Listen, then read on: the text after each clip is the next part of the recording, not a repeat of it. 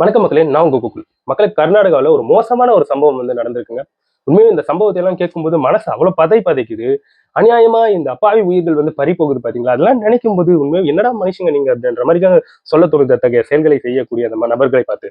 அதாவது லாவண்யா அப்படிங்கிற ஒரு பெண்ணுங்க. அதாவது கர்நாடகா மாநிலத்தில் இருக்கக்கூடிய மங்களூர் மாவட்டத்துல அவங்க வந்து வாழ்ந்துட்டு வராங்க. லாவண்யா அப்படிங்கிற பெண் 21 வயசு தான் ஆகுது. அந்த பெண் வந்து ஒரு பிரைவேட் ஹாஸ்பிட்டல்ல நர்ஸா வேலை செய்யறாங்க. அதுக்கப்புறம் சேட்டன் அப்படின்ற இன்னொரு பையன். அந்த பையன் வந்து இந்த லாவண்யா அப்படிங்கிற பெண்ணை வந்து ஒருதலை காதல் வந்து பண்ணிட்டு வரான். இந்த பையன் வேற இந்த லாவண்யா அப்படின்ற இந்த பெண்ணுக்கு வந்து ஒரு வகையில சொந்தக்காரன் வேற ஆகுறான். சோ இதனால இந்த பையன் வந்து தொடர்ந்து லவ் டார்ச்சர் இந்த பெண்ணுக்கு ஏதோ ஒரு ரீசன் இருக்கு. அவனை வந்து பிடிக்கல. இவங்க தொடர்ந்து அப்போஸ் பண்ணிட்டு வராங்க. இல்ல வேணாம் அப்படின்ற மாதிரி அவங்க சொல்லிட்டு வராங்க. பட் இவன் வந்து விடுறதா இல்லைங்க. போயிட்டு அந்த பெண்ணுடைய ஹாஸ்பிட்டல்ல போயிட்டு டிஸ்டர்ப் பண்றது, இந்த பொண்ணு நர்சிங் வேலை செஞ்சுட்டு இருக்கும்போது அங்க போய் சவுண்ட் விடுறது, கத்துறது அப்படின்ட்டு இது போன்ற செயல்களை ரீசெண்டா பண்ணியிருக்கான்.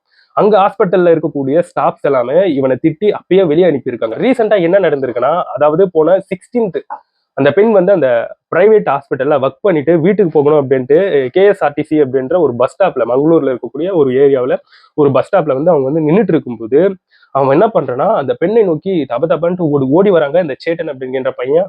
ஓடி வந்தவன் என்ன பண்றான் தெரியுமா? அவன் கையில இருக்கக்கூடிய கத்தி எடுத்து அந்த பெண்ணை வந்து சரமாரியா வெட்டுறாங்க. ஸோ அந்த லாவண்யா அப்படிங்கிற அந்த பெண் அந்த இடத்துல சரியரா. ஸோ அந்த பெண் வந்து காப்பாத்திக்க முடியல. அந்த பெண்ணை அந்த இடத்துல வந்து சரியரா. சரிஞ்சு கீழே படுத்துட்டு இருக்கக்கூடிய அந்த பெண், நிலை குலைந்து படுத்துட்டு இருக்கக்கூடிய அந்த பெண்ணை சரமாரியா வெட்டிட்டு இருக்காங்க. அந்த காட்சிகள் உண்மையாக பதைபதிக்கக்கூடிய ஒரு காட்சிகளா இருக்கு. என்ன ஒரு மனநிலை இது, மிருக மனநிலை. அந்த அளவுக்கு போட்டு பயங்கரமா வெட்டிட்டு அந்த பெண்ணை சடனா போயிட்டு ஒரு கார்ல ஏறி ஓடிடுறாங்க. அதுக்கப்புறம் அங்க இருக்கக்கூடிய நபர்கள் ஆல்மோஸ்ட் அந்த பெண்ணை வந்து அது போன்ற செயலை செய்யும் போது அங்க யாரும் பெருசா ஆட்களே கிடையாது. அதுக்கப்புறம் ரொம்ப மோசமா வெட்டிட்டு ஓடிடுறான் இல்லையா? அந்த பெண்ணை கொண்டு போயிட்டு ஹாஸ்பிட்டல்ல வந்து சேர்க்கறாங்க. But no more. அந்த பொண்ணுக்கு சரியான வெட்டு காயங்கள், இறந்துட்டாங்க. ஸோ அதுக்கப்புறம் போலீஸ் வந்து ஸ்பாட்டுக்கு வராங்க. ஸ்பாட்டுக்கு வந்து அந்த பெண்ணோடைய அந்த கிரைம் சீன் எல்லாத்தையும் இருக்கும் பார்த்தீங்களா? அந்த டீட்டெயில்ஸ் எல்லாமே எடுக்கிறாங்க. அதுக்கப்புறம் அவனை அந்த சேட்டன் அப்படிங்கிற அந்த பையனை வந்து பிடிப்பதற்கு போலீஸ் வந்து அவனுடைய நம்பரை வச்சு ட்ரேஸ் பண்றாங்க. அந்த மாதிரி ட்ரேஸ் பண்ணும்போது அதே சிட்டியில அதே கார்ல வந்து சுற்றி தெரிஞ்சுக்கிட்டு இருக்கான். அவனுடைய டீட்டெயில்ஸ் மொத்தமே எடுக்கிறாங்க. அப்போ முதற்கட்ட விசாரணையாக போலீஸ் அந்த பையன் கிட்ட விசாரிக்கும் போது முதற்கட்ட விசாரணையாக அவன் என்ன சொல்லியிருக்கான்னா, அந்த பெண் வந்து அவனை வந்து லவ் பண்ணலையா. ஸோ அந்த பெண்ணு அவனை லவ் பண்ணல இல்லையா, அந்த பெண் வந்து வேற யாருக்கும் கிடைக்கக்கூடாது அப்படின்ட்டு இந்த மாதிரியான ஒரு செயலை வந்து பண்ணியிருப்பதாக சொல்லப்பட்டு வந்துட்டு இருக்குங்க. இதெல்லாம் கேட்கும்போது எவ்வளவு மனசு கஷ்டமா இருக்கு. என்னடா ஒரு பெண்ணு வேணாம்னா வெட்டுறதெல்லாம் என்ன மாதிரியான ஒரு மனநிலை? புரியவே இல்லைங்க ஒரு சிலர் பண்றதெல்லாம். இதெல்லாம் என்னங்க ஒரு ஜஸ்டிஃபை? இதெல்லாம் என்னங்க ஒரு கிளாரிஃபை? சத்தியமா இதெல்லாம் ரொம்ப தப்பான விஷயங்க. பாவம் அந்த பொண்ணு, 21 வயசு பொண்ணு இந்த மாதிரியான ஒரு ரீசன்க்கெல்லாம் இறந்துருக்கான்னா உண்மையாவே ரொம்ப பாவமா இருக்கு. அதுக்கப்புறம் போலீஸ் ஸ்பாட்டுக்கு வந்து இந்த கிரைம் சீன்ல வந்து நிறைய தடயங்களை வந்து திரட்டக்கூடிய வேலையை பாக்குறாங்க. நிறைய போலீஸ் ஆஃபீஸர் வந்து அந்த ஸ்பாட்டுக்கு வந்துடுறாங்க. ஏன்னா ஸ்ட்ரைக்கு நடந்துடக்கூடாது இல்லையா? ஒரு அசாதாரண சுச்சுவேஷன் நடந்துகிட்டு இருக்கு இல்லையா? ஒரு பெண்ணை பட்ட பகல்ல ஒரு சிட்டிக்கு நடுவுல போட்டு ஒருத்தன் இப்படி பண்ணியிருக்கானா கண்டிப்பா மக்கள் பார்த்துட்டு சும்மாவா இருப்பாங்க? ஸோ அதனால போலீஸ் வந்து அந்த இடத்துல வந்து நிறைய பேர் வந்து குவிறாங்க. அது மட்டும் இல்லாம கேள்விப்பட முடியுது அந்த பெண் வந்து நிறைய டார்ச்சர் அனுபவிச்சிருக்கான் இந்த ஒன் சைட் லவ்வால. ஸோ அந்த டார்ச்சரால கடைசியில இது போன்ற ஒரு கொலைக்கு உட்புகுத்தப்பட்டிருக்கானும் போது உண்மையாவே தப்புங்க. இந்த இடத்துல நிறைய பேர் வந்து எமோஷனல்ல ஒரு கோபத்துல என்ன மாதிரியான ஒரு முடிவு எடுக்கிறாங்க பாத்தீங்களா? இந்த உலகத்துல லவ் பண்றவங்க மட்டும்தான் இந்த உலகத்துல இருக்கக்கூடிய மனிதர்கள். அதை தாண்டி வேற எதுவுமே இருக்க மாட்டாங்க. இருக்கு. அதை தாண்டி வேற யாருமே இல்லைன்ட்டு நினைக்கக்கூடிய மனநிலை என்ன ஒரு மனநிலை? ஒரு சைக்கோவான ஒரு மனநிலை. ஒருத்தவங்க வேணாங்கன்னா அது வேணாதாங்க அர்த்தம்.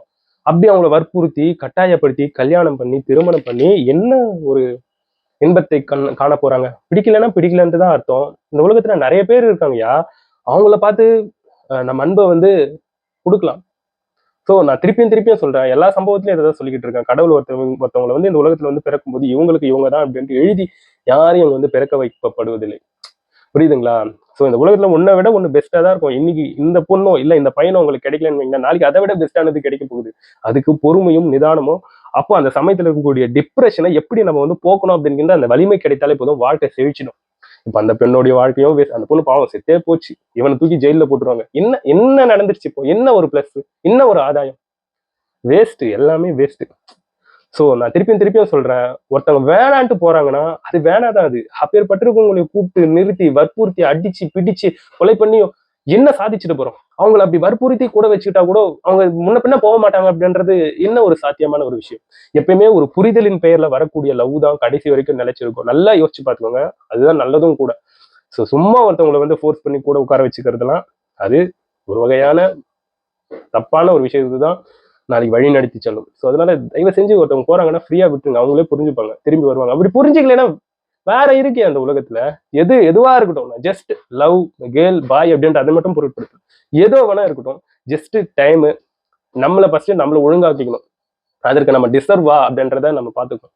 ஒரு பெண்ணுன்னு சொல்லும்போது நிறைய யோசிப்பா. இந்த பையன் நல்லா படிச்சிருக்கானா, நல்ல வேலைக்கு போறானா, இந்த தகுதிகள் இருக்கா அப்படின்றது கண்டிப்பா யோசிப்பா. அதற்கு நம்மளை வந்து ரெடி பண்ணணும். அதுக்கப்புறம் நம்ம கேட்க வேண்டிய முறையில அவங்க கிட்ட அவ்வளவு ரிக்வெஸ்டா வந்து கேட்டோம்னா நோ நான் சொல்ல போறாங்க. ஸோ அதுதான் மேட்ரு. ஸோ ஃபர்ஸ்ட் நம்ம ரெடி பண்ணிக்கணும். நம்ம டிசர்வரா இருக்கணும் அதுக்கு. ஸோ அதை விட ஒருத்தவங்க வேணாங்கன்னா நிறைய நிறைய பேர் இருக்காங்க இந்த உலகத்துல அன்பை பெறுவதற்கு. ஸோ அவங்க கிட்ட மாத்தி கொடுத்துட்டு போயிடலாமே. அவ்வளவுதான் மேட்ரு. இதை விட்டுட்டு சும்மா கோவப்பட்டுக்கிட்டு வெட்டிக்கிட்டு குத்திக்கிட்டு எதுக்கு? ஸோ டிப்ரெஷன் இருக்கும். அது வந்து காலப்போக்கில் போயிடும். எனவே இதை பற்றி நீங்க என்ன நினைக்கிறீங்கன்றது என்னோட கமெண்ட் செக்ஷன்ல பதிவு பண்ணுங்க. நான் வந்து உங்க அடுத்த வீடியோல பார்க்குறேன். பாய் நண்பர்களே.